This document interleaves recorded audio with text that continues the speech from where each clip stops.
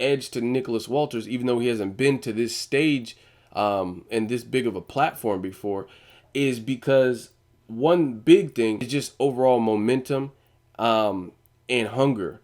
Nonito Donaire, since the Rigondeaux fight, has not looked the same. And I know a lot of people are saying that, but it's true. Like, you look at Nonito Donaire, I don't know if he still has the passion. Stylistically, it should be an explosive fight.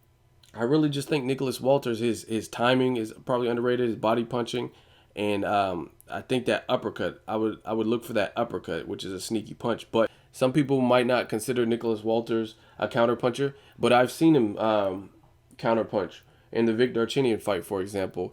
He was landing a nasty uppercut. I think that's one of his underrated tools is the uppercut.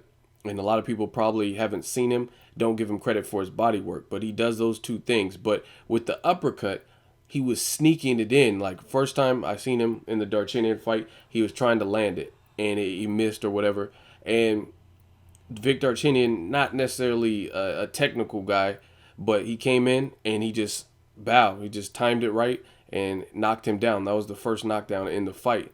And Vic got back up, right back up. But it was still a good punch, and you know what I'm saying? And I'm sure anytime you get a knockdown, that's going to increase your confidence. So that was just the beginning of the end for Vic Darchinyan in that particular fight. But what up, Fight World? It's your boy Ego, and I'm back with some more boxing. You guys heard the audio snippets from my fight prediction. I told y'all and knew Nicholas the Axeman Walters.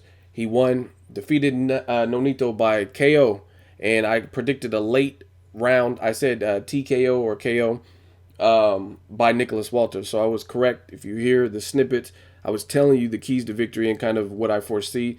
A lot of the stuff came through. The uppercut was what knocked down Nonito, because there was also a knockdown. One slip, one knockdown, and it was caused by an uppercut. I told you Nicholas Walters has a sneaky uppercut. Just little things like how he threw the knockout punch, the punch that knocked out Vic Darchinyan, and then he put the high guard up to block an oncoming shot. And then, of course, post Rigondeaux, Nonito doesn't look like the same fighter. So I was right. Props to both fighters. They both showed tremendous heart. Definitely a fight of the year type of action fight.